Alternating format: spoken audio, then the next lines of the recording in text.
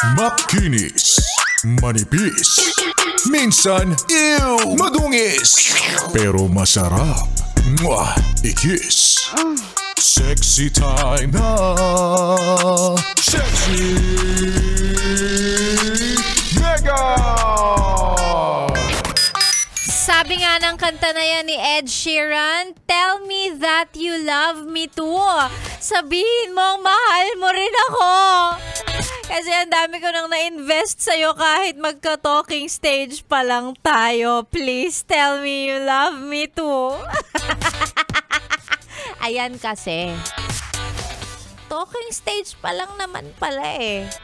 Bakit ang dami mo nang binibigay? Nagpautang ka na nga ng 50,000 eh. Magka-talking stage pa lang kayo. Ayan. Kaya ang dali-dali mong nasa scam, ang dali mong nabubudol. Kasi nagpapadala ka sa mga matatamis na salita. Hindi porkit kinakamusta ka. Umaga, tanghali, gabi. Nag-a-update complete with photos at kung sino ang kasama niya. Kinikwento mga pangarap niya sa'yo sa buhay, ay ibig sabihin nun, magtutuloy-tuloy at magiging kayo na. Kalmahan mo lang. Yan tayo eh. Dali-dali mong mabudol. Talking stage pa lang pinagpupuyatan mo na. Ay.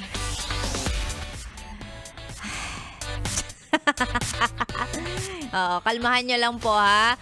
Yung mga araw-araw may nangangamusta na, araw-araw may, yung alam mo yon, yung parang, ay, ang saya-saya ko kasi may nangangamusta sa akin.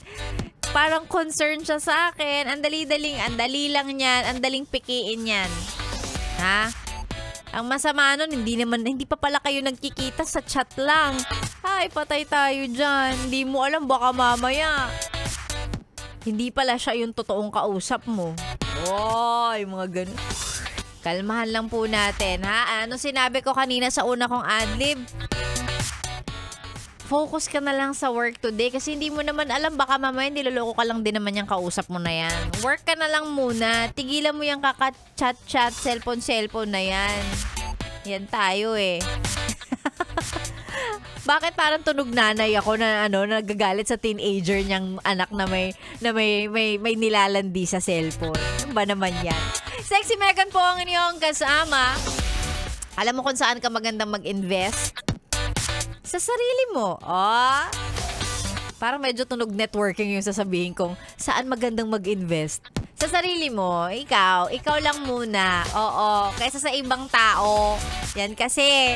Ay nako, eto na nga lang muna. Maghanap na nga lang muna tayo ng basyo shoutout natin kasi punong-puno na naman yung inbox ko. Sasabihin na naman ng mga tao dito. Ano ba naman yan?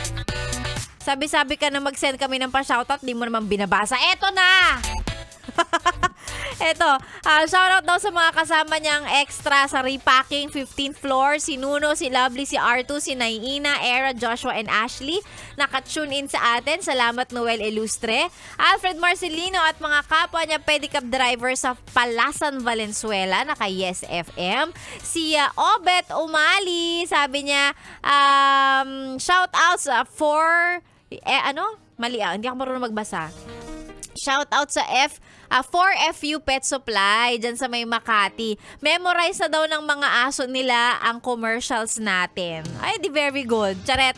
Hello po sa inyo. Ganon din kay Annalisa Docot. Ayan, shoutout naman sa Ariela Marketing Corporation Incorporated. Corporation na incorporated pa. Charet. Araw-araw daw silang naka-tune in mula kay Rico Pañero hanggang kay Biboy Bibo. Maraming salamat po. And ingat-ingat po sa sa pagkatatrabaho araw-araw. Sabi niya, aliw na aliw kami sa hugot mo sa work at matamis na tawa mo. Hoy, ano ba? Charot.